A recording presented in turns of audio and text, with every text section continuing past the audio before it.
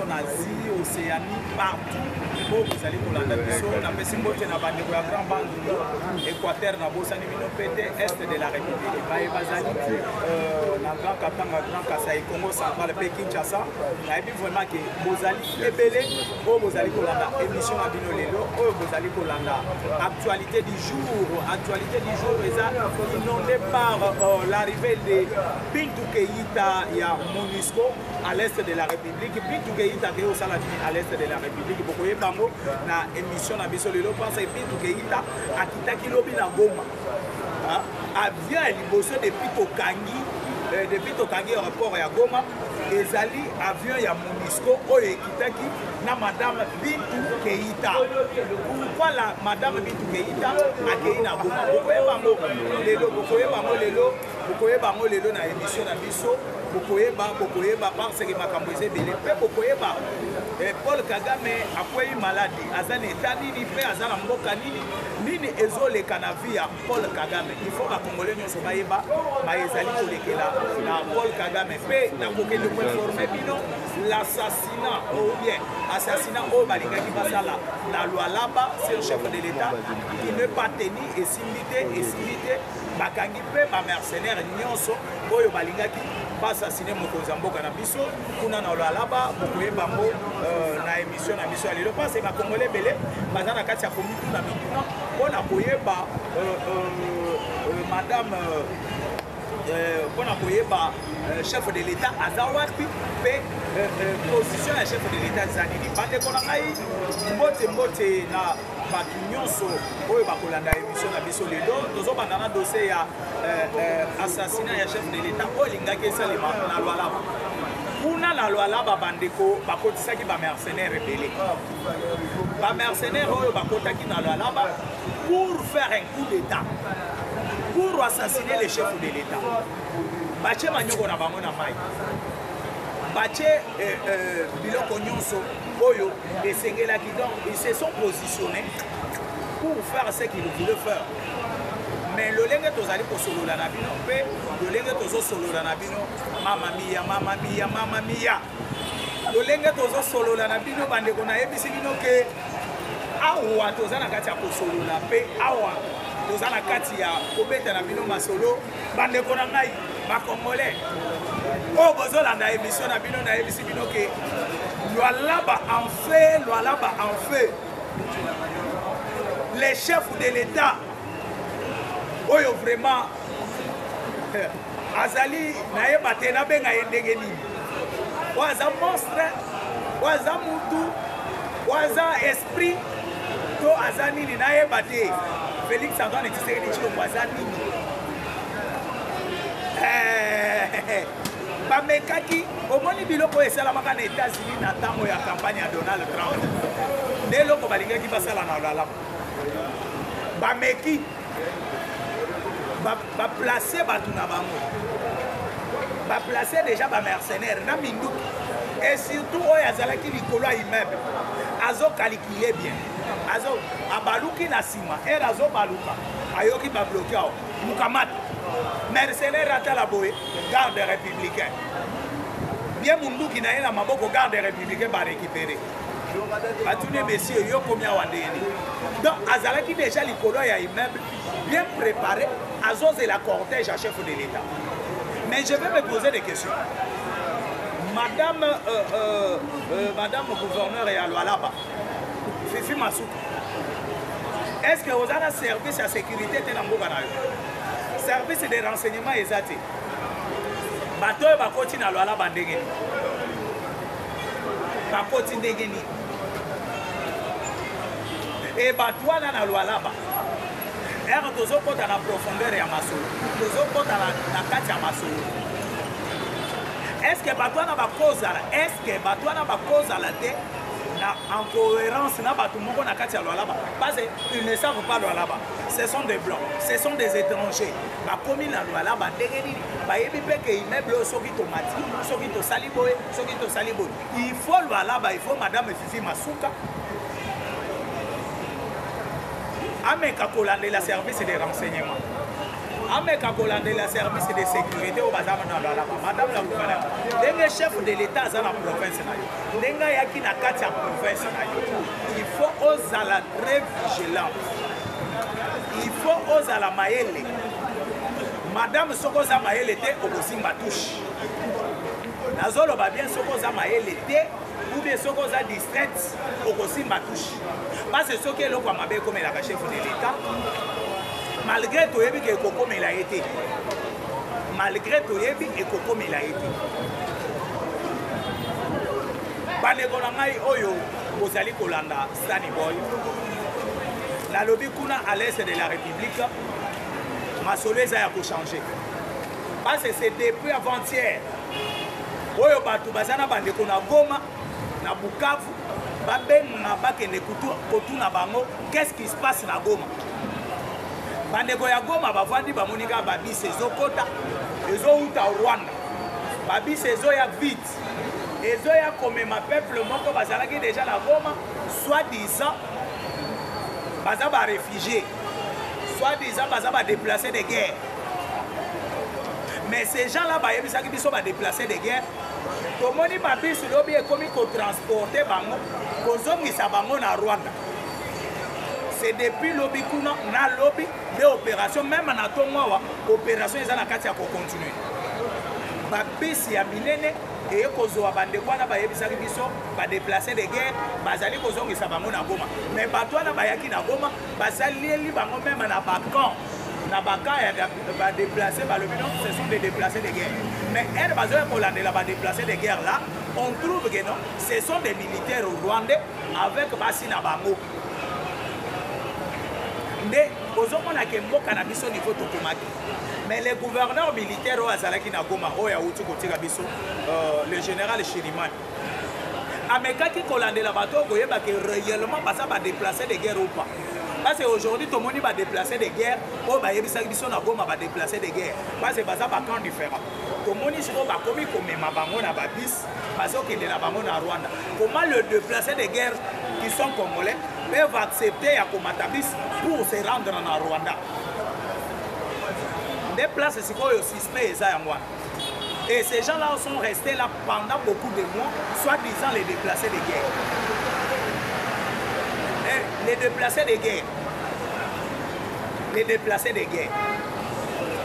Les lobes déplacés de guerre, babongwani ba Rwandais. Donc cela veut dire notre pays ezalaki infiltré na niveau moko tokoki kobeta masolo. Notre pays ezalaki infiltré na niveau oyo tokoki kobeta masolo te. Parce que imaginez-vous avant d'aller dans la camp pendant autant de mois je comprends maintenant que la chute de Goma et où tu pas bateau on a pas déplacé soit disant des déplacés de guerre. Ce sont des militaires rwandais na ba famille na bango oyo Kagame a piégé biso Kagame a piégé mboka na biso en complicité avec des généraux avec des officiers supérieurs et armés oyo bazalaki na Nord Kivu et c'est pour cela na tout na kabino pe na yebisa kabino tout le temps comment ba Rwandais ba pesa ka raison na bango que non tozoya na kati ya Congo on a traqué ba FDLR. Mais si vous venez traquer de FDLR, mais comment on a traqué par FDLR, au municipal de Botelemi, Bokomi, FDLR, pour protéger plutôt, excusez-moi, Bazoya pour protéger les Banyamulenge et peut traquer les FDLR. Mais protéger les minoritaires qui sont les Banyamulenge sont à l'est de la République. Et au sud, pas au nord, au sud à Bukavu. C'est là où se trouvent les Banyamulenge. Mais au moins, les Rwandais sont qui va continuer, bango va kenda na Nord Kivu. Les Banyamulenge ne sont pas en Nord Kivu, les Banyamulenge sont à Sud Kivu. Mais comment na Sud Kivu na M23 sont même effectif et M23 na Sud Kivu. Effectif et ça par rapport à effectif et à M23 au bazar na Nord Kivu. On se pose des questions de savoir. Effectif au bazali kolakisa ya Banyamulenge. Effectif au bazali kolakisa ya comment on les appelle? Il y a M23. Comment est cause à la ebele bisika Banyamulenge bazate pour protéger les Banyamulenge, mais ezalika à côté Banyamulenge bazate. Donc le plan de Kagame, c'est le Nord Kivu. Le plan de Kagame, c'est le Nord Kivu, je vous dis. Et comme le plan c'est le Nord Kivu, et nous, notre problème, c'est le Nord Kivu. Nous, notre problème, c'est le Nord Kivu. Et les Rwandais aussi, leur problème, c'est le Nord Kivu. Parce que Bazali n'a qu'à raisonner. Bazali n'a qu'à penser que Nord Kivu, c'est la. Ezali, Bisika Oyo Bango Bazali pour penser, Kocha, le Tutsi Power, la Nord Kivu. Et une partie du Sud Kivu. Bazali pour préparer et Sikawana pour la Kocha Tutsi Power. Et le Tutsi Power, Bakozala. Sikawana sous la houlette de Paul Kagame, Oyo, sous la houlette de Kabila, dirigé par Paul Kagame. Soki Bolandi très bien. Soki Bolandi très bien. Landanga très bien. Landanga très bien. Vandi ça vraiment. Vandi ça vraiment. Kitina yo bien. Olanda masolo na lingina betela. Toyebisaki bato Kagame Kabila nayebisaki bino na émission passée comment Moïse Nyarugabo est devenu maintenant le directeur de Kabila. Kabila kendaki en réunion na Moïse Nyarugabo kuna na Rwanda et la réunion n'a pas décidé bazui ba stratégie à sika lolenge biso tozolo bakoto ke non to gagner beau. Les Rwandais ne sont pas contents. Les Rwandais sont en train aussi de se préparer et chercher comment de renverser aussi les tendances que vous avez de l'autre côté. De renverser aussi les plans que Bisoto Sali commenté côté Bisoto Sali. Les Rwandais peuvent passer au côté de la réunion. Nous avons Kabila, na directeur de cabinet na Asika Aouti Kocha, Moïse Nyarugabo. Bakendaki mbamu na Rwanda. Au côté de la réunion. Mais tant que awa na kati Assemblée nationale, voilà na kati Assemblée nationale, on ne s'occupe pas de Moïse Nyarugabo. Mais Moïse Nyarugabo à côté ya Rwandais, tout le monde est même en public avec Kabila. Mais tant que Moïse Nyarugabo a député national, awa na kati l'Assemblée nationale na biso. Mais Kamere n'en parle pas. La lobby Vital Kamere azobeta lisolo ya Moïse Nyarugabo qui est le député national, mais oyo aza côté ya ba M23. Mais azawana kaka na ba humilité na ye parce que Moïse Nyarugabo azali première suppléant ya Kizaro. Kizaro lolenge a commis ministre d'office monto a remplacé la carte Assemblée nationale, c'est Moïse Nyarugabo. Mais on ne parle pas de Moïse Nyarugabo. Et c'est comme si Kabila et Kamere Bazana Kacha pour préparer le logo avec Moïse Nyarugabo. Donc sur Moïse Nyarugabo. Faites attention peuple congolais, alerte. Kamere Bazana Kacha pour préparer le logo sur Moïse Nyarugabo. Moïse Nyarugabo c'est un député national. Il est le premier suppléant à Kizaro qui est le ministre de l'ITP. Mais comment Moïse Nyarugabo a côté à la rebelle, mais Tozo Changokate. La EBC Bino Mobokangango. La EBC Bino Bokangango, peuple congolais élément. Peuple congolais Fongola Miss. La lobby peuple congolais Fongola Miss. Et là, comment vous se préparer dans l'Assemblée nationale? Faites attention, et là, comment vous se préparer dans l'Assemblée nationale? La ABC dit non, alerte, alerte, alerte, alerte. Il y a quelque chose qui se prépare dans l'Assemblée nationale. Parce que Moïse Nyarugabo comme député national, mais à sa côté, il rebelle. A comme directeur à cabinet à Kabila, il a côté rebelle. Mais l'Assemblée nationale, il va se distraire, oh, président pour la cassation, mais ils sont en train de préparer quelque chose. Et si vous allez bien regarder, Moïse Nyarugabo est aux États-Unis. Un groupe de Congolais de diaspora pour aller plaider pour Namakambouadi les Simate. Il est parti là-bas tant que député national. Moïse Nyarugabo est aux États-Unis tant que député national. Et il a tous les documents et toutes les protections. Il y a député national. Caméra Zobetangoli Soloté. Caméra Zobetangoli Soloté Nazo Ebisabili. Mais Moïse Nyarugabo est un bloc. Il y a soi-disant les diasporas de l'Est de la République. Bao bavanda na Canada, bao bavanda na France, bao bavanda na États-Unis. Basali commission na bango bloc Simaya Moïse Nyarugabo aux États-Unis d'Amérique. Mais Moïse Nyarugabo qui est le directeur de cabinet que Kabila vient de nommer. Mais de l'autre côté, Moïse Nyarugabo, député national. De l'autre côté, il est député national. Mais l'Assemblée nationale ne fait pas attention à Elokwana. L'Assemblée nationale va sali bazosala keba na Elokwana te. Bokeba bokeba bokeba bokeba. Bokeba bokeba bokeba. Complicité eza makasi na likambwana. Nazo insister nazo beta c'était complicité keba parce que aux États-Unis d'Amérique azana casquette ya député national. Il est en train de faire des lobbies, il est en train de contredire le pouvoir en place tant que député national. Et c'est là comme on a aussi pour révéler bino, ba Congolais n'y sont pas tchaki en okati. La zone ba Congolais n'y sont pas tchaki en okati. Les Banyamourenga sont de traîtres. Je vous dis bien, tous les Banyamourenga sont des traîtres. Comment les gens ne font pas allusion à ça? Je dis bien comment les Congolais et les députés nationaux qui sont là, et les députés nationaux qui sont là, ne font pas allusion à ça. Bah député, vous voyez l'histoire de Moïse Nyarugabo que non, Aza député, Aza l'un de vous.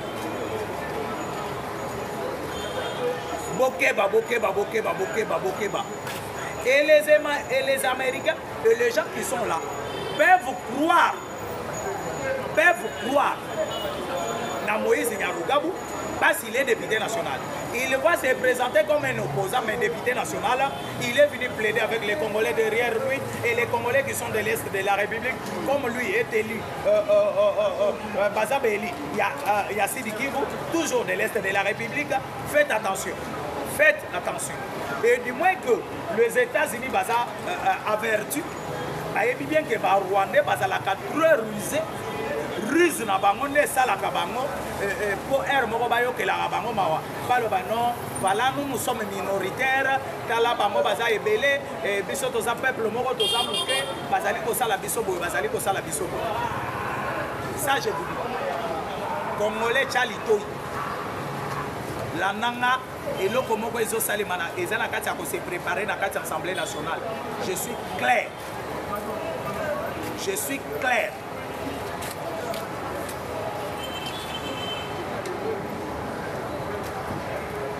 Je suis clair dans ma Amnazolo. Ceux qui vont tirer attention, tu regretter la vie. Tu regretter la vie. Keba, Masua est dans le libon. Et yeti eleki libongo yango masu ebandi kodinda. Et le koyo ba Congolais belé ba chango kate mais Stani boy chitwa ko ba sekonde mamuto mona utu ko révéler bino. Et puis tout keita. Oya kitina Goma. Depuis bakanga Goma, depuis aéroport ya Goma ezo salate.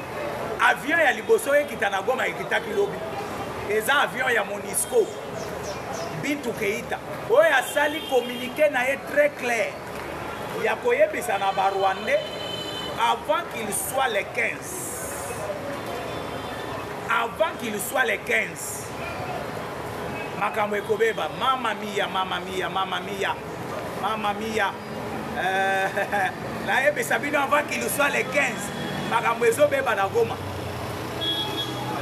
bayebisi Paul Kagame pa Bintou Keïta lobi parce que Bintou Keïta depuis bakanga Goma avion ya liboso ekita na Goma eza avion ya Bintou Keïta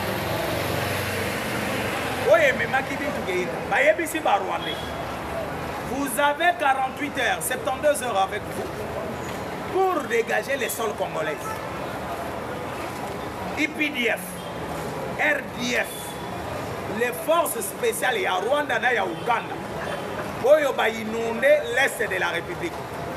Vous avez qu'à quitter les sols congolais avant 72 heures. Wana maloba Bintou Keïta. Waza représentant ya Monisco. Alobi ce que je vous amène. Eza maloba euti likolo na Assemblée générale des Nations Unies. Bisika ba décider. On a koyebisa bino ba Rwandais bobima na mabela Congo. C'est là où il y a un problème. Comme Kabila savait déjà que non. Kabila zana batu na ye. Oya bandaki kolia na bango bazana ba États-Unis na bakati ya ba institution. Bayebisaki déjà mwana mai. Ke bakuna bazoya boyeboye. Olie ozala humilié et puis malokola ba bengali yo. Yo mi bimela avant. Kabila bimaki déjà bien avant. Abimaki déjà bien avant. Le lenge tozo solo la nabino Kabila azana Kenya. Akei Kenya. Pour ceux qui Bintou Keïta ye koloba et puis ma comme si parce que Bintou Keïta boyebi kabandaki ko collaborer na Kabila. Monisco, les représentants à Monisco ici au Congo, c'était Bintou Keïta, même jusqu'à aujourd'hui c'est Bintou Keïta. Quand Bintou Keïta bengaki déjà signalé déjà abi mutu na ngai. Tokolinga toyo ki sonité yo mi bimela avant. Kabila bimia ke Kenya. Bintou Keïta ye apesi message. Avant message à Bintou Keïta, babis na yebisaki bino et komaki déjà ko évacuer bato bandaki ko yebisa biso ba déplacer de guerre. Ba déplacer de guerre. Ba kotale la biso minute kuna pas technicien na biso. Ba kotale la biso minute. Ba kotale la biso minute kuna etikali ouais. Nayebi très bien que tozo kende ko chiter malembe la émission na biso alelo. Nde omoni Kabila kobima na ya bimi. Bintou Keïta a lancé un message aujourd'hui. Aujourd'hui vendredi, Bintou Keïta a kokutana na nanga. On a koyebisa nanga papa. Les États-Unis d'Amérique va décider à na yebisa yo na batu na bino bobima. Bobima na mboka ya Congo. Bintou Keïta yebisaki déjà banani lobby. M23 la saki ma communiqué moko officiel lelo azokutana na nanga pona koyebisa papa e bokanga bisaka. Et maintenant je me pose des questions. Parce que bananga omoni Kabila ye moko qui est rwandais, baboyeli avant na Rwanda, baboyeli avant na Uganda. Kabila zana deux pays bandimeli ko vanda. Le Cuba et l'Argentine. La lobby Kabila deux pays de bandimeli Rwanda oyo ezali mboka na ye baboyi Kabila vanda na Rwanda baboyi na Uganda Kabila vanda kuna bamboka mibale ndimi koyamba Kabila eza Cuba na Argentine mais Cuba Kabila na kolinga te ovanda na Cuba parce que Cuba ndenge eza pembeni na États-Unis d'Amérique okokufa kuna baboma yo ndenge ndeko auti koloba okende Cuba te la kosenga yo kende na Argentine kende ovanda na Argentine ndenga Argentine bandimeli yo Kabila yo kende ovanda kende ata kuna okovanda kuna na kimia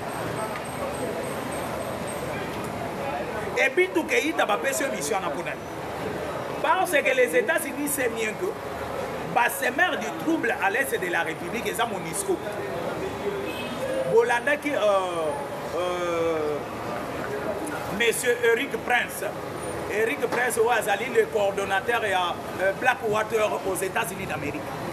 le coordonnateur de Blackwater, qui est le numéro 1 de Blackwater.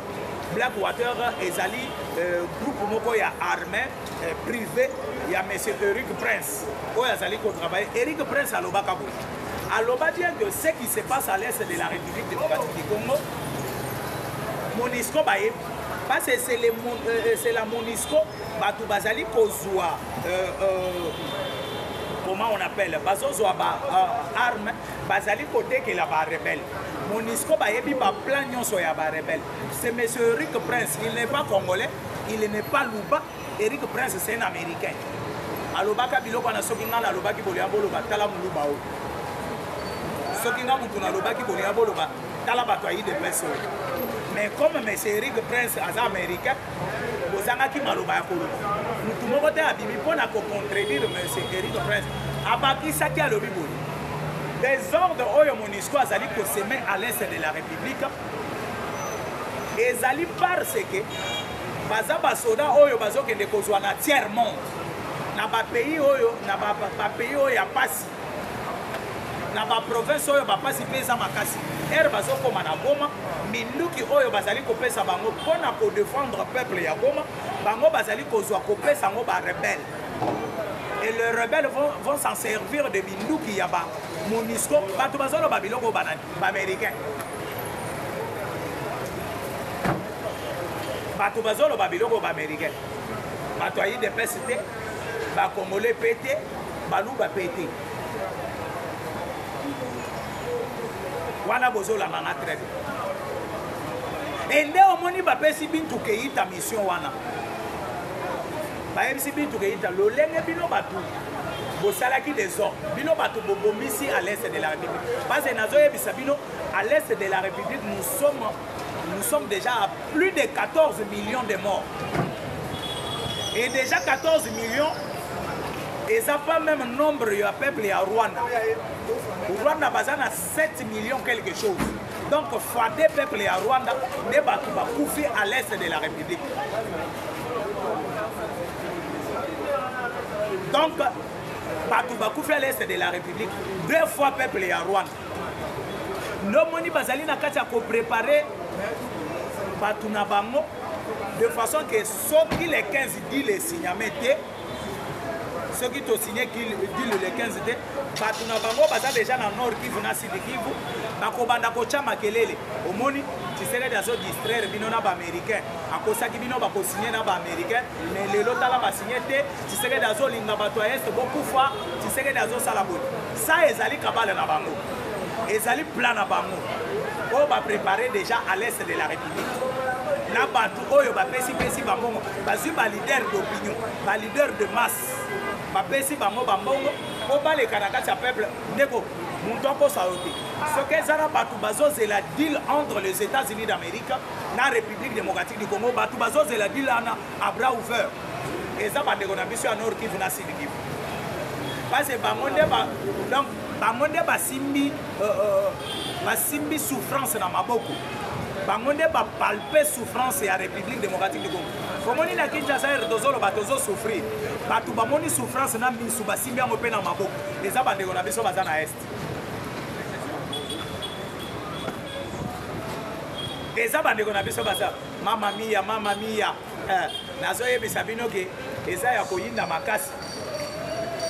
Eza ya koyinda makasi à l'est de la République. Je pense très bien que Nazana Souka ya émission nanga, Nazana Souka ya émission nanga. Soki bozali kolanda biso. Soki bozali kolanda biso, Nazana Souka ya émission nanga.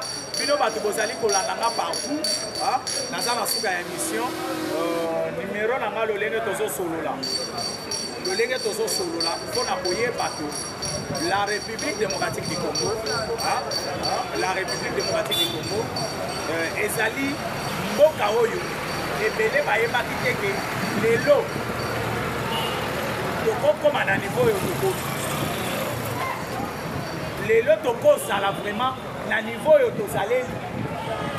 Si la République démocratique du Congo Félix Antoine Tshisekedi Tshilombo ayaka te mboka oyo mitraille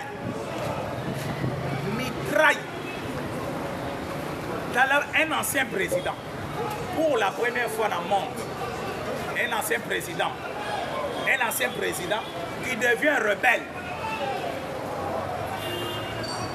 Un ancien président qui devient rebelle. Erto yebisaki bino ke mboko eza na maboko ya bapaya o tala bato de personnes o tala baluba o tala boy. Mais comment ancien président y a combien rebelle? Bandeko, je pense très bien que lelo nazali kosukawa. Mon numéro est plus 243 82 75 76 085. Vous s'abonnez, nous sommes à Stany Boy. Stany Boy, beaucoup de Stany Boy na okoti, vous s'abonnez. Na ba chaîne partenaire na biso nyonso o bozali ko na bo s'abonner pe, bo s'abonner pe, vous allez vraiment ebele bo même émission na bino. Lobi na ko bandana maladie ya Paul Kagame, lobi samedi. Nazo bandana maladie ya Paul Kagame pe na yebisa bino.